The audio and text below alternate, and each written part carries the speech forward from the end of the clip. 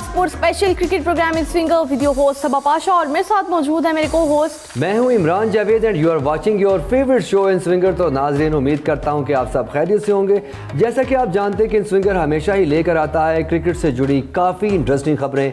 आज भी कुछ ऐसी खबरों से आपको आगाह करेंगे। एग्जैक्टली इमरान, आज हम शेयर करेंगे इंग्लैंड ने एशिया सीरीज के तीसरे टेस्ट मैच में ऑस्ट्रेलिया को 3 विकेटों से हरा दिया। श्रीलंका में मौजूद पाकिस्तान क्रिकेट टीम की प्रैक्टिस के बाद वार्म अप मैचेस के लिए तैयारी। ICC cricket world cup qualifier का फाइनल श्रीलंका ने अपने नाम कर लिया।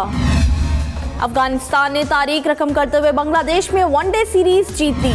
ये सब आज हम प्रोग्राम में डिस्कस करेंगे, लेकिन सबसे पहले हम बात करेंगे एशिया सीरीज के हवाले से।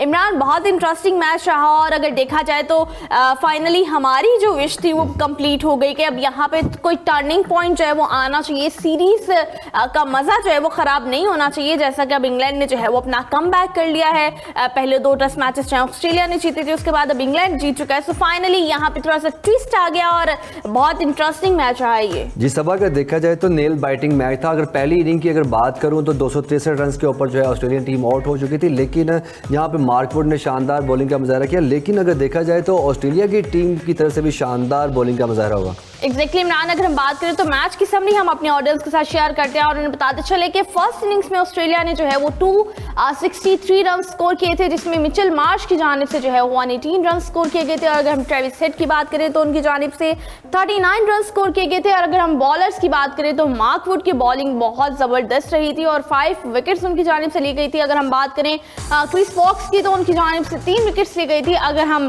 इंग्लैंड की फर्स्ट इनिंग्स की बात करें तो 237 रन जो है वो स्कोर किए थे, जिसमें से बेन स्टोक्स ने जो है वो 80 रन स्कोर किए थे और जैक क्रॉली की जानिब से जो है वो 33 रन स्कोर किए गए थे। अगर हम बॉलर्स की बात करें ओपोनेंट टीम के तो पैट कमिंस की जानिब से 6 विकेट्स ली गई थी, एक बहुत शानदार बॉलिंग, और मिचेल स्टार्क की जानिब से 2 विकेट्स ली गई थी। तो इमरान, काफ़ी इंटरेस्टिंग रही फर्स्ट इनिंग की अगर बात की जाए तो ओवरऑल बहुत अच्छी परफॉर्मेंस थी। स्पेसिफाई अगर हम देखें तो पैट कमिंस ने अपनी कप्तानी के साथ साथ यहाँ पर खेल में भी बहुत अच्छा रोल जो है वो प्ले किया था। जी सबा, अगर पैट कमिंस की बात करूं तो एज अ परफॉर्मर तो काफ़ी शानदार है, लेकिन एज अ कैप्टन देखा जाए तो मिचेल मार्श को तीसरे टेस्ट मैच के स्क्वाड का हिस्सा बनाना भी जो है उनके लिए काफ़ी फायदेमंद साबित हुआ, क्योंकि 118 रन की शानदार इनिंग के लिए मिचेल मार्श ने, और अगर 118 रन को निकाल दिया जाए तो कुछ भी नहीं बचता। लेकिन 263 रन के ऊपर भी जो है ऑस्ट्रेलिया की टीम काफ़ी मजबूत पोजीशन में रहता कि मार्क वुड ने शानदार बॉलिंग का मुजाहरा करते हुए 5 ऑस्ट्रेलियन खिलाड़ियों को जो है पवेलियन की राह दिखाई, और मार्क वुड भी काफ़ी देर बाद जो है इंग्लैंड की टीम का हिस्सा बने और बड़ा शानदार कमबैक रहा उनका। एग्जैक्टली इमरान, आप चेंजिंग्स की बात करें तो दोनों टीम्स की जानिब से जो है वो 3 प्लेयर्स को जो है वो चेंज किया गया था और दोनों टीम्स के लिए ये बहुत पॉजिटिव रहा था। और मेरे ख्याल से यही वो प्लानिंग होती है जिसमें स्ट्रेटजी बिल्टअप की जाती है, कॉम्बिनेशन ट्राई किए जाते हैं और वो कहीं ना कहीं जब पॉजिटिव इंपैक्ट क्रिएट करते हैं तो गेम ही चेंज हो जाती है। अगर आप बात करें मिचेल मार्श की, नो डाउट बहुत एक्सेप्शनल परफॉर्मेंस रही थी मिचेल मार्श की। अगर हम मिचेल मार्श की स्टैट्स आपके साथ शेयर करें तो वो कुछ इस तरह से हैं कि उनकी जानिब से जो है वो टोटल रन्स जो है वो 118 बनाए गए थे 118 बॉल्स पर ही, और उनकी जानिब से 17 फोर्स जो है वो स्कोर किए गए थे, जिनमें 4 सिक्सेस भी जो है वो एड ऑन थे। और अगर हम स्ट्राइक रेट की बात करें तो उनकी जानिब से 100.0 जो है वो स्ट्राइक रेट था उनकी, और बहुत बेहतरीन अगर देखा जाए तो स्ट्रेटजी इन्होंने बनाई थी और बहुत कामली जो है वो खेला जा रहा था। सबा के मिचेल मार्श की बात करें तो जहां शानदार बैटिंग की और 118 रन की शानदार इनिंग खेली और 100 स्ट्राइक रेट के साथ एक अटैकिंग स्टाइल में खेले, लेकिन जब बॉलिंग की बात है तो वहां भी 2 विकेट्स हासिल करने में कामयाब रहे। तो मिचेल मार्श के लिए तीसरा टेस्ट मैच तो काफ़ी शानदार रहा सबा किया। लेकिन अगर बात करूं मार्क वुड की तो मिचेल मार्श के अलावा बाकी तमाम और जो है ऑस्ट्रेलियन खिलाड़ियों को जो है पजल करने में कामयाब रहे और सबा बड़ी अच्छी बॉलिंग का मुजाहरा किया। इतनी देर बाद वापस आए और एक प्रेशर था कि दोबारा टीम के अंदर अपनी जगह को कैसे मुस्तहकम करें, लेकिन मार्क वुड ने जो है आते ही छा गए और बड़ा ही शानदार बॉलिंग का मुजाहरा किया। एग्जैक्टली अगर मार्क वुड के स्टैट्स आपसे शेयर करूं तो कुछ इस तरह से हैं कि उन्होंने 11.4 ओवर्स जो है वो लिए थे, जिसमें से 5 विकेट्स उन्होंने ली थी, 34 रन दिए थे, मेजर उनके 4 रेस थे। अगर हम इकॉनमी रेट की बात करें तो 2.91 का इकॉनमी रेट था उनका, और मार्क वुड ने बहुत अच्छी जो है वो बॉलिंग करवाई। 5 विकेट्स मेरे ख्याल से बहुत इंपॉर्टेंट थी इस मैच में, और ये विकेट्स का ही थोड़ा बहुत जो है वो रिजल्ट बिल्टअप हुआ है। जी सबा, अगर मार्क वुड की बात कीजिए तो पहले स्पेल में उन्होंने बता दिया था कि वो पूरी तैयारी के साथ ग्राउंड में उतरे और पहले स्पेल में जो है वो ऑस्ट्रेलियन टीम के ऊपर हावी हो चुके थे। और अगर देखा जाए तो उस्मान ख्वाजा को एक शानदार डिलीवरी की जो उस्मान ख्वाजा अच्छे तरीके से समझ नहीं पाया और उनको पवेलियन लौटना पड़ा।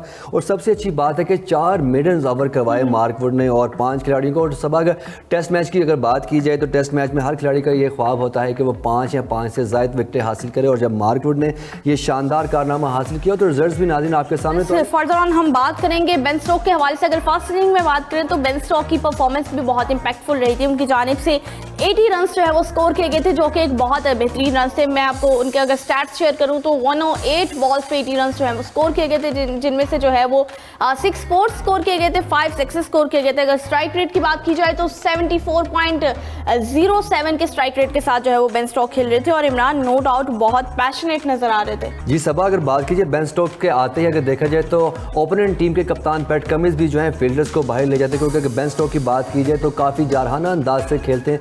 आप देखिए 80 रन की इनिंग में अंदर उन्होंने छक्के भी लगाए हैं और चौके भी लगाए हैं। और अगर देखा जाए तो अगर बेन स्टोक्स के 80 रन निकाल दिए जाए तो पूरी इंग्लैंड की टीम 224 रन पर ढेर हो गई थी। और बात की जाए अगर बेन स्टोक की तो पहले मैचेस में भी जो है शानदार 155 रन की इनिंग खेली। तो Ben Stoke as a captain बहुत अच्छा परफॉर्म कर रहे हैं और देखा जाए तो ये 80 रन भी जो है उनको बड़े कारआमद साबित होंगे। एग्जैक्टली, बहुत बेहतरीन कंपैटिबिलिटी भी दिखाई है। अगर हम बात कर रहे हैं एक टीम के कप्तान की तो दूसरी टीम के कप्तान को किस तरह से भूल सकते हैं। मैं बात कर रही हूँ पैट कमिंस की, जिन्होंने बहुत मेहनत और बहुत स्ट्रगल के साथ जो है वो मैच में जान डाली थी और बहुत अच्छी परफॉर्मेंस दी थी। और अगर बात की जाए तो उन्होंने 6 विकेट्स जो है इमरान ली थी। जी सबा, अगर एशिया सीरीज के इस सीजन की बात की जाए तो मुझे लग रहा है कि बेन स्टोक्स और पैट कमिंस के दरमियान ही मैच है, क्योंकि दोनों कैप्टन जो है शानदार परफॉर्म और इंडिविजुअली जो है परफॉर्म करें। लेकिन पैट कमिंस ने जो है पहली इनिंग में शानदार बॉलिंग का मुजाहरा किया और 6 खिलाड़ियों को आउट किया। जिस तरह ऑस्ट्रेलिया की टीम 263 रन पर आउट हो चुकी थी, तो इंग्लैंड जैसी बड़ी टीम को 224 रन के ऊपर ढेर करने की जो मेन कोशिश थी वो पैट कमिंस की तरफ से ही की। एग्जैक्टली, अगर हम पैट कमिंस के स्टैट्स आपके साथ शेयर करें तो वो कुछ इस तरह से है कि उनकी जानिब से टोटल 18 ओवर्स जो है वो खेले गए थे, जिनमें से 6 विकेट्स उन्होंने अपने नाम की थी और 91 रन थे। और मेडन ओवर की बात की जाए तो 1 मेडन ओवर था। इकॉनमी रेट अगर बात की जाए तो 5.05 रहा उनका। सो बहुत एक्सेप्शनल परफॉर्मेंस रही थी और एज अ परफॉर्मर तो उन्होंने बहुत अच्छा प्ले किया, लेकिन एज अ कैप्टन भी बहुत बेहतरीन तरीके से लीड कर रहे हैं टीम। जी सबा, अगर पैट कमिंस की बात करूं तो मैं जाऊंगा पहले मैच की तरफ। और पहले मैच में जो कामयाबी दिलवाई अपनी टीम को, तो पैट कमिंस ने एज ए बॉलर नहीं एज ए बैट्समैन शानदार बैटिंग का मुजाहरा करते हुए और एक जिम्मेदाराना कैप्टनसी भी वहां शो करवाई और अपनी टीम को फतह से हमकिनार करवाया।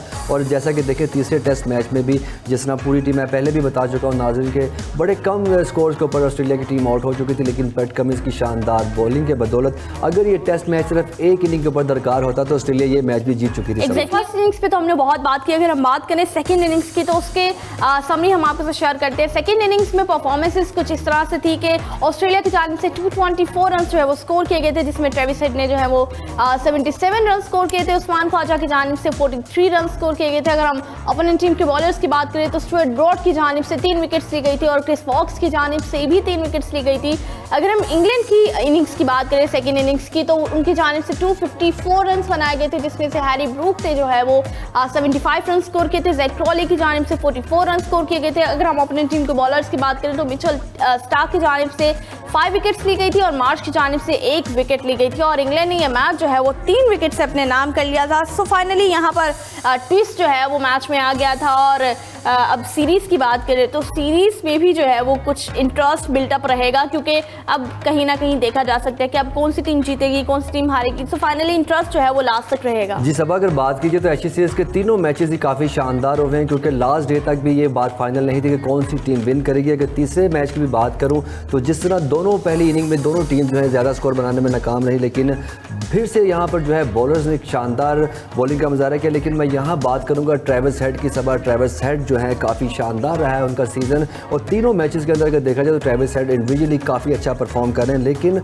अगर देखा जाए तो यहाँ पर भी जो है बॉलर्स जो हैं वो काफ़ी अच्छे तरीके से परफॉर्म करें। क्रिस वॉक्स जो कि वो भी इस मैच का हिस्सा बने, वो भी 3 खिलाड़ियों को आउट करने में कामयाब है। बिल्कुल, और क्रिस वॉक्स ने दोनों इनिंग्स में 3 खिलाड़ियों को आउट किया था। बहुत अच्छी परफॉर्मेंस थी। ट्रेविस हेड ने बहुत अच्छी परफॉर्मेंस थी। लेकिन अगर बात करें मिचेल स्टार्क की तो उनकी जानिब से बहुत उम्दा बॉलिंग करवाई गई थी और मिचेल स्टार्क के स्टैट्स अगर आपके साथ शेयर करूं तो वो कुछ इस तरह से हैं कि मिचेल स्टार्क ने टोटल जो है वो 16 ओवर्स जो है वो करवाए थे, जिसमें से 5 विकेट्स उन्होंने अपने नाम की। टोटल रन्स की बात करें तो 78 रहे, मेडन ओवर उनका कोई भी नहीं रहा। अगर इकोनॉमी रेट की बात करें तो 4.87 इकोनॉमी रेट के साथ जो है उन्होंने बॉलिंग करवाई थी। सो इमरान यहाँ पर हर एक जो प्लेयर की बात करें तो उन्होंने अपना 100% देने की कोशिश की है।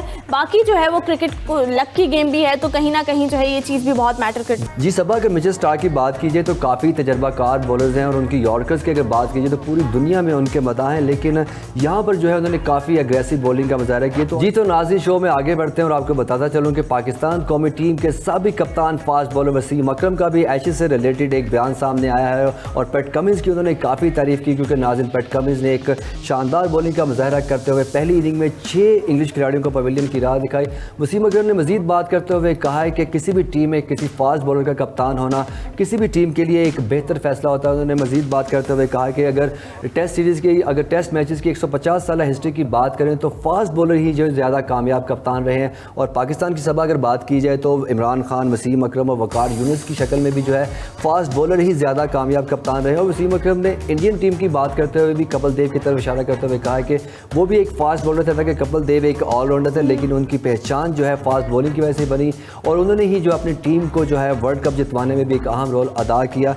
उनका कहना है कि किसी भी टीम का कप्तान जो है वो फास्ट बॉलर होना चाहिए। स्पेशली अगर पैट कमिंस की बात करें तो उन्होंने उनकी बैटिंग की भी तारीफ की, क्योंकि पैट कमिंस ने जहां शानदार बॉलिंग की है, पहले मैचेस की अगर बात कीजिए तो सबा शानदार बैटिंग का भी मुजाहरा किया उन्होंने। एग्जैक्टली बहुत अच्छी परफॉर्मेंसेस जो है वो देखी जा रही थी। और अगर देखा जाए तो बिल्कुल वसीम अकरम ने ठीक कहा है कि फास्ट बॉलर बेहतरीन कप्तान जो है वो देखे जा सकते हैं, लेकिन ये तो परफॉर्मेंसेस इस तरह फ्यूचर में भी नजर आएंगी तो बहुत बेहतरीन तरीके से क्लियर आउट हो चुका है। प्रोग्राम में हम मजीद बात करेंगे और हम बात करेंगे पीसीबी के हवाले से। पीसीबी में कुछ रिटायरमेंट्स की आवाज़ गूंज उठी है और अगर बात की जाए तो 2 प्लेयर्स की जानिब से जो है वो रिटायरमेंट दी गई है। जबकि मैं आपको बता दूं कि फास्ट बॉलर एहसान आदिल और ऑलराउंडर हमाद आजम ने जो है वो रिटायरमेंट की अनाउंसमेंट की है, जिसमें पीसीबी ने उन्हें मुबारकबाद पेश की है और उन्हें फ्यूचर के लिए बेस्ट विशेस भी दिया। अगर बात की जाए तो एहसान आदिल ने फरवरी 2013 में जनूबी अफ्रीका के खिलाफ सेंचुरियन में अपने टेस्ट करियर का जो है वो आगाज़ किया था। जबकि मैं आपको बता दूं कि वो इसके बाद जो है वो 2 मजीद टेस्ट मैचेस जो है वो खेल चुके थे, जबकि 3 टेस्ट मैचों में 5 विकेटें उन्होंने टोटल जो है वो हासिल की थी। अगर बात की जाए तो उन्होंने 6 वनडे इंटरनेशनल में पाकिस्तान की नुमाइंदगी की थी, जिनमें उन्होंने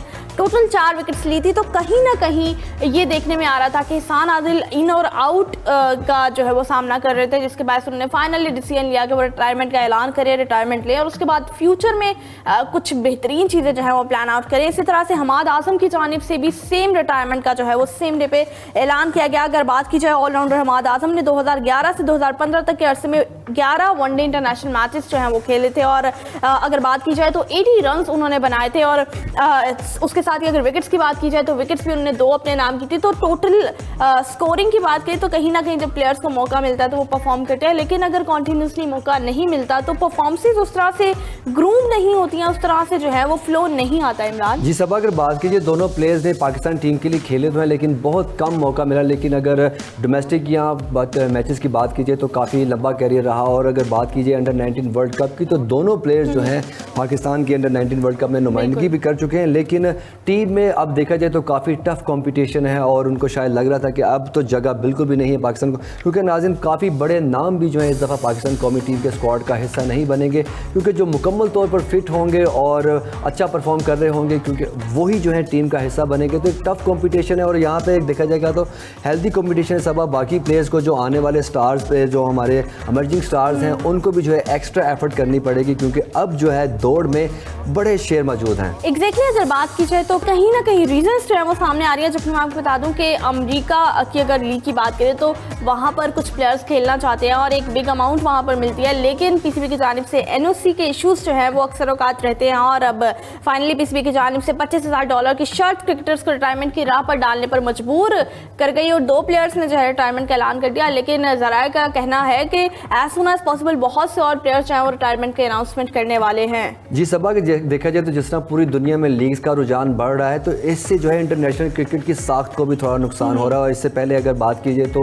आईसीसी ने भी इस बात के ऊपर एक्शन किया था कि इन लीग्स को थोड़ा कम किया जाए और इंटरनेशनल लेवल्स के ऊपर इवेंट्स को ज़्यादा करवाया जाए। तो जिस तरह के मामला सामने आ रहे हैं, पीसीबी को पे भी करना पड़ेगा जो लीग्स के उनसे मुनाफा हासिल करेंगे और एनओसी के भी काफ़ी मसाइल होते हैं। तो इन सब चीज़ों को देखते हुए सेंट्रल कॉन्ट्रैक्ट से रिटायरमेंट का ऐलान कर रहे हैं खिलाड़ियों। तो देखा जाए सबा, क्या ये क्रिकेट के लिए बेहतर चीज़ है या नहीं? इमरान, अगर देखा जाए तो एक साइड से ये चीज़ मेरे ख्याल से तो बहुत पॉजिटिव रहेगी, क्योंकि कुछ प्लेयर्स जो कभी खेलते हैं अपने आप को उस तरह से यूटिलाइज नहीं कर पा रहे हैं, अपनी फिटनेस पे उस तरह से काम नहीं कर पा रहे हैं, तो चलो अगर वो लीग्स खेलेंगे तो उनके लिए, उनके कैरियर के लिए बहुत बेहतरीन चीज़ रहेगी। लेकिन अगर बात की जाए सेंट्रल कॉन्ट्रैक्टेड प्लेयर्स की, तो हमारे पास पीसीबी को ये कहीं ना कहीं एक बैड फेस करना पड़ेगा, क्योंकि अगर कुछ प्लेयर्स जो सेंट्रल कॉन्ट्रैक्टेड है वो कॉन्ट्रैक्ट से बाहर आ जाएंगे तो बैकअप से जो है वो चीज़ें थोड़ा कम होना स्टार्ट हो जाएगी, बैकअप इतना ज़्यादा नहीं रहेगा। जी सबा, जब इंग्लैंड और ऑस्ट्रेलिया जैसी बड़ी टीम्स यहाँ पर दौरे के लिए आई टेस्ट सीरीज़ में, तो जैसा आप जानते हैं कि हमारे तीनों फास्ट बॉलर जो इंजरी का शिकार हो गए, तो बैकअप के ऊपर हमारे पास कोई भी उस वक्त फास्ट बॉलर नहीं था। तो ये आपका पॉइंट बिल्कुल ठीक है कि बैकअप के लिए हमारे पास थोड़ी कमी आ जाएगी। लेकिन अब जिस तरह पाकिस्तान के अंदर क्रिकेट को फ़रोग मिल रहा है और नया टैलेंट उभर कर बाहर आ रहा है, जैसे एहसानुल्लाह की शक्ल में अगर देखा जाए तो काफ़ी नाम जो है ज़मान खान की शक्ल में, तो अब पाकिस्तान के पास पहले ही जो है फास्ट बॉलिंग का टैलेंट कभी भी कम नहीं होगा, क्योंकि पाकिस्तान के अंदर नाज़रीन अगर देखा जाए तो टेप बॉल बहुत ज़्यादा खेला जाता है, जिसकी वजह से फास्ट बॉलिंग में जो है काफ़ी फ़ायदा होता है। यही वजह है कि पाकिस्तान की ज़मीन को फास्ट बॉलर की सरजमीन भी कहा जाता है। एग्जैक्टली, हमारे पास बहुत बेहतरीन पूल इमरान जो है वो रेडी है, और अगर बात की जाए तो बहुत अच्छी चीज़ें जो है वो हम फ्यूचर में एक्सपेक्ट कर सकते हैं। सो व्यूअर्स, प्रोग्राम में हम मजीद न्यूज़ ऐड ऑन करेंगे, लेकिन उससे पहले लेंगे हम एक short break. Welcome back. So let's see what's our blue bird whispering today.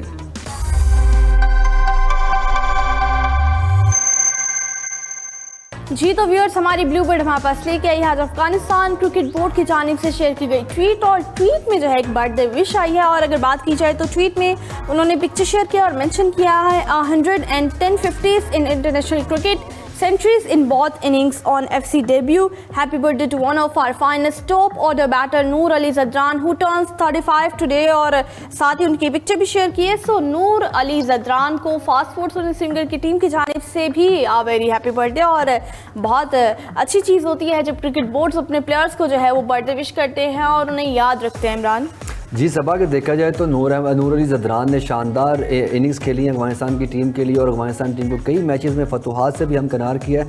लेकिन अफगानिस्तान क्रिकेट बोर्ड की तरफ से उनको बर्थडे विश किया गया, और ये बड़ी अच्छी चीज़ होती है कि अपने प्लेयर्स को, अपने लेजेंड्स को जो है हमेशा याद रखा जाए। ऐसा हमेशा पीसीबी की तरफ से भी देखा गया। एग्जैक्टली ऐसा पीसीबी ने आज फिर किया, और पीसीबी की जानिब से जो है वो ट्वीट शेयर की गई है, और पीसीबी ने ट्वीट में जो है वो पिक्चर भी शेयर किया और मेंशन किया है, remembering fast bowler Munir Malik on his birth anniversary, he picked up 3 wickets on his test debut against Australia in 1959 in Karachi. His first class career spanned 10 years from 1956 to 1966, during which he picked up 197 wickets from 49 matches। और Imran 197 wickets जो है वो 49 matches में उन्होंने जो है वो ली थी। मेरे ख्याल से बहुत अच्छी अचीवमेंट है। जी बिल्कुल सबा, अगर बात की जाए तो काफ़ी शानदार करियर रहा, और डोमेस्टिक में 10 साल पाकिस्तान कौमी टीम की खिदमत में रहे, और जैसे ही ऑस्ट्रेलिया के खिलाफ खेले और एक हैट्रिक का एजाज़ भी अपने नाम किया। और पीसीबी की यही बात बड़ी अच्छी है कि वो अपने लेजेंड्स को हमेशा याद रखते हैं, और आज उनकी बर्थडे एनिवर्सरी के ऊपर उनको याद किया जा रहा है, और काफ़ी शानदार करियर रहा उनका सबा। एग्जैक्टली, अगर हम नेक्स्ट ट्वीट की बात करें तो नेक्स्ट ट्वीट ब्लू बर्ड हमारे पास लेके आई है सीपीएल की जानिब से शेयर की गई ट्वीट प्लस वीडियो, और सीपीएल ने ट्वीट में मेंशन किया pure power from the big guy Kennar Lewis. और यही वजह है कि शायद ये लोग लॉन्ग टर्म क्रिकेट में अच्छा परफॉर्म नहीं कर पाते हैं, और टेस्ट और ओडीआईस में कहीं ना कहीं जो है इनका लेक ऑफ कॉन्फिडेंस जो है वो फील किया जाता है। सो व्यूअर्स, ये थी ओवरऑल हमारी आज की ट्वीट्स। प्रोग्राम में हम मजीद बात करेंगे, और हम बात करेंगे पाकिस्तान टीम की, कौमी टीम की जो इस वक्त श्रीलंका में है, प्रैक्टिस मैचेस की बात करेंगे, और वार्म अप मैचेस की तैयारी की भी बात करेंगे। जी सबा, अगर पाकिस्तान कौमी टीम की बात करें तो कल जो है वो श्रीलंका पहुंच चुके थे, और आज उनकी वहां शानदार प्रैक्टिस की गई। लेकिन अब वो हैम्बनटोटा के लिए रवाना हुए हैं, जहां पर वो 11 और 12 जुलाई को 2 रोज़ा वार्म अप मैचेस खेलेंगे। और देखा जाए तो हैम्बनटोटा में शानदार इस्तकबाल किया गया। पाकिस्तान की कौमी टीम जो है हैम्बनटोटा पहुँच चुकी है, जहाँ पर वो 2 वार्म अप मैचेस खेलेगी। और उसके बाद अगर टेस्ट सीरीज़ की बात की जाए तो नाज़रीन, पाकिस्तान और श्रीलंका के दरमियान पहला टेस्ट मैच 16 जुलाई को खेला जाएगा, जबकि दूसरा टेस्ट मैच जो है 24 जुलाई को खेला जाएगा। और नाज़रीन, यहाँ आपको बताते चलो कि पाकिस्तान के पास एक अच्छा मौका है बेहतर परफॉर्म करने का, और देखा जाए तो पाकिस्तान का स्क्वाड भी काफ़ी मजबूत पोजीशन में है, और काफ़ी प्रैक्टिस भी की गई है, पहले लाहौर में फिर कराची में। अब श्रीलंका जाकर वहाँ की कंडीशंस को समझने के लिए वहाँ प्रैक्टिस भी की गई, और वार्म अप मैचेस का भी मौका मिलेगा, तो एक अच्छी तैयारी मिल जाएगी सब टेस्ट मैचेस के लिए Pakistan. Exactly, warm up matches की अगर बात की जाए तो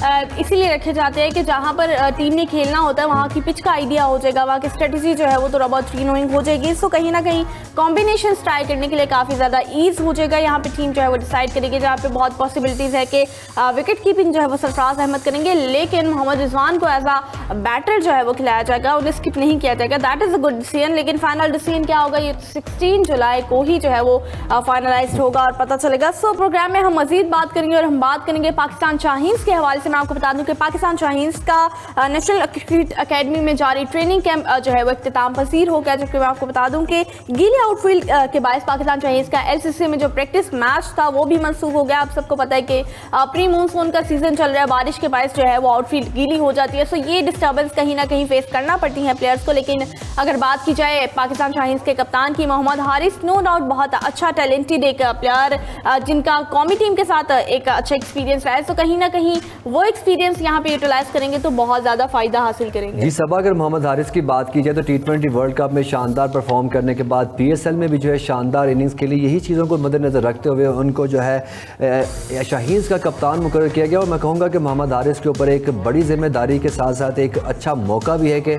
अपने प्लेयर होने के साथ साथ एक लीडरशिप का भी जो है वो मुतारिफ करवा सकें कि वो ये स्किल्स भी अपने पास रखते हैं। और मोहम्मद हारिस नो डाउट एक बड़ा ही शानदार खिलाड़ी हैं और उभरता हुआ सितारा है, और आगे आने वाले दिनों में वो इसी तरह की परफॉर्मेंस की वजह से पाकिस्तान के स्टार्स भी बन जाएंगे।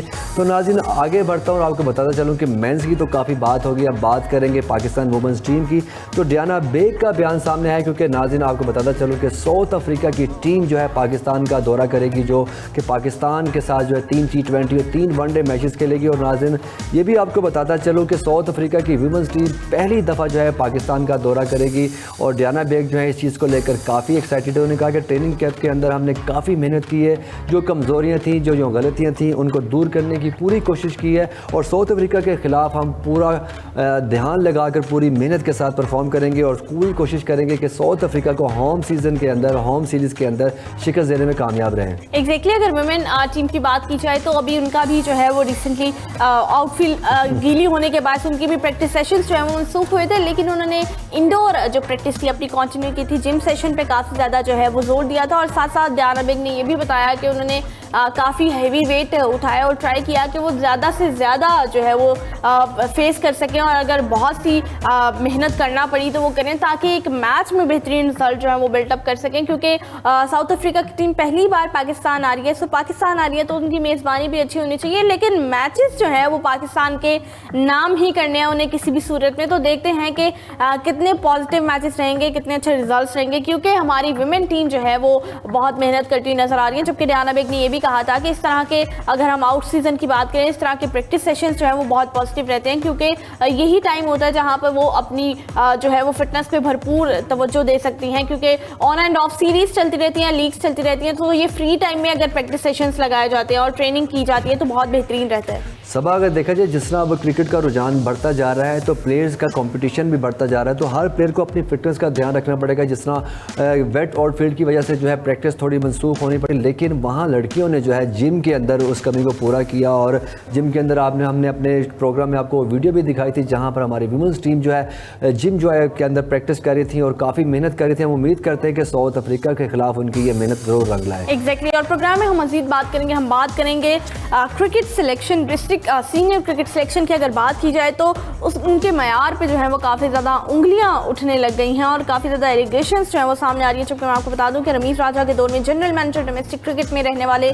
जुनैद ज़िया को बुरी तौर पर डायरेक्टर डोमेस्टिक क्रिकेट की जिम्मेदारियाँ जो है वो सौंपी गई थी, लेकिन अब जो है वो जिम्मेदारियाँ वापस ली गई हैं। जबकि मैं आपको बता दूं कि ये ओहदा नजम सिटी के सरबराही में काम करने वाली साबिक मैनेजमेंट कमेटी के रुकन हारून रशीद की रुखसती के साथ ही हाल हुआ था। और एक तरफ वजीर आजम और PCB के पैटर्न शहबाज शरीफ की हिदायत पर बोर्ड में 2014 का जो है वो आइन बहाल हुआ था, लेकिन वही चीज़ें रिपीट तो हो रही हैं, लेकिन कोई आ रहा है कोई जा रहा है, मामला जो है वो क्लियर नहीं हो पा रहे हैं। समझ नहीं आ रही है कौन सी कुर्सी पे जो है वो कौन सी एक मैनेजमेंट बैठेगी, किस तरह से जो है वो लीड किया जाएगा। सब अगर PCB की बात की जाए तो पिछले 7-8 महीनों से सब चीज़ें जो है अबूरी सिलेक्शन के ऊपर ही चल रही है, जिसकी वजह से ये सारे मामला सामने आ रहे हैं और कोई भी फाइनल डिसीजन सामने नहीं आ रहा। लेकिन हम उम्मीद करते हैं कि अब PCB चेयरमैन ज़का अशरफ जो हैं वो मुंतखब हो चुके हैं, तो उम्मीद करते हैं कि ये सब चीज़ें बहुत जल्द हल हो जाएंगी, क्योंकि इन सब चीज़ों का जो है असर असर पाकिस्तान क्रिकेट के ऊपर बुरा पड़ सकता है और उम्मीद की जाती है कि बहुत जल्दी ये सारी चीज़ें हल हो जाएंगी।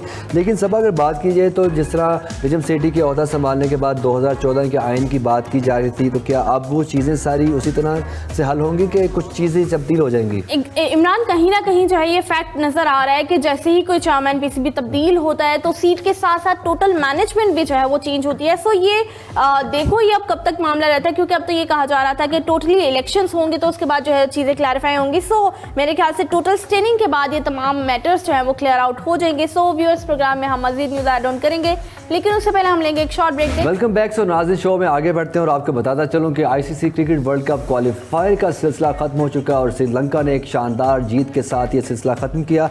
अगर बात कीजिए नीदरलैंड और श्रीलंका जो हैं दोनों फाइनलिस्ट थे, उन दोनों के दरमियान कल फाइनल खेला गया और नाज़रीन श्रीलंका ने 128 रन के बड़े मार्जिन से जो है नीदरलैंड को शिकस्त दी। श्रीलंका ने पहले बैटिंग करते हुए 48 ओवर्स के अंदर 233 रन बनाए, जो कि एक बड़ा हदफ नहीं था, लेकिन जिसमें सोहान अर्चरगे ने 57 और कुशाल मेंडिस ने 43 रन की इनिंग खेली। नीदरलैंड की बात कीजिए तो विक्रमाजीत सिंह और वैन बैक, रेयान ग्रीन और साकिब जुल्फकार ने दो श्रीलंकन खिलाड़ियों का शिकार किया। लेकिन नाज़रीन, हदफ के ताक़ु में अगर बात कीजिए तो नीदरलैंड की टीम बेहतर परफॉर्म करने में पूरी तरह नाकाम रही। लेकिन यहाँ मैं क्रेडिट दूंगा श्रीलंकन बॉलर्स को, क्योंकि नाज़रीन ओवरऑल अगर देखा जाए तो वर्ल्ड कप क्वालिफायर मैचेस में श्रीलंका के स्पिनर्स जो है वो काफ़ी शानदार बॉलिंग करने में कामयाब रहे और इस मैच में भी जो है 24वें ओवर में ही जो है 105 रन के ऊपर नीदरलैंड की पूरी टीम को जो है पवेलियन की राह दिखाई। महेश तेक्षाना ने 4, दिलशान मधुशंका ने 3 विकेटें हासिल की और नाज़रीन अगर बात कीजिए तो पूरे क्वालिफायर में सबा बात कीजिए तो श्रीलंका के स्पिनर्स तमाम टीम्स के ऊपर हावी रहे हैं। एग्जैक्टली इमरान, बहुत अच्छी और शानदार जीत श्रीलंका ने अपने नाम की, जहां पे स्पिनर्स का कहीं ना कहीं बहुत अहम रोल रहा था। अगर बात की जाए श्रीलंका के स्पिनर्स की तो मैं आपको बताती चलूँ कि श्रीलंका के कुछ टॉप स्पिनर्स हैं, विकेट टेकर्स रहे हैं जिन्होंने बहुत अच्छा परफॉर्म किया। सबसे पहले मैं बात करूंगी हसरंगा की। वनिंदु हसरंगा ने बहुत अच्छी परफॉर्मेंस जो है वो पेश की थी। अगर विकेट टेकिंग की बात की जाए तो यहाँ पे वकार यूनिस का जो है वो रिकॉर्ड भी इन्होंने ब्रेक किया। और अगर बात की जाए तो हसरंगा ने वकार यूनिस के मुसलसल 3 वनडे मैचों में 5 विकेट्स लेने के रिकॉर्ड की जो है वो बराबरी की थी। और अगर बात की जाए तो उन्होंने सिर्फ 12.9 की ऑड्स से जो है वो 22 विकेटें हासिल करने के लिए मुखालफिन को जो है वो परेशान कर दिया था। सो काफ़ी स्ट्रॉन्ग विकेट टेकिंग उनकी जाने से ली गई थी। तो लेकिन यहाँ अगर बात कीजिए तो नाज़रीन श्रीलंका के सिर्फ हसरंगा ने ही शानदार बॉलिंग नहीं की, उनके महेश तेक्षाना ने भी जो है इस दौड़ में शानदार बॉलिंग का मुजाहरा करते हुए 21 विकेटें हासिल की और 12.23 की औसत से नाज़रीन उन्होंने यहाँ पर बॉलिंग की और देखा जाए तो एक बड़े अच्छे एवरेज स्कोर को भी रोकने में वो कामयाब रहे। और नाज़रीन अगर स्पेशली बात कीजिए स्कॉटलैंड और नीदरलैंड के दरमियान दोनों मैचेस में 3-3 विकेट हासिल करने के बाद भी उन्होंने ये सिलसिला रोका नहीं और जिम्बाब्वे और वेस्ट इंडीज़ और डच खिलाफ जो है 4-4 खिलाड़ियों को पवेलियन की राह दिखाई। और नाज़रीन अगर बात कीजिए वर्ल्ड कप क्वालिफायर राउंड्स की तो नाज़रीन दूसरे नंबर पर ये टॉप विकेट टेकर रहे। सो व्यूअर्स, ये था ओवरऑल हमारा आज का प्रोग्राम। उम्मीद है आपको हमारा आज का प्रोग्राम पसंद आया होगा। मजीद इस तरह की क्रिकेट अपडेट्स के साथ दोबारा हम आपकी खिदमत में कल हाजिर होंगे। लेकिन अगर आपको प्रोग्राम रिपीट में देखना है तो आप फास्ट स्पोर्ट्स के यूट्यूब चैनल पर जाके प्रोग्राम देख सकते हैं और प्रोग्राम के साथ साथ दीगर स्पोर्ट्स की न्यूज़ भी आपको वहाँ पर मिलेंगी। सो होपफुली आपको बहुत पसंद आएंगी। सो व्यूअर्स, आपसे इजाज़त चाहते हैं, देखते रहिए fast sports home of champions. Until then take care, अल्लाह हाफिज़।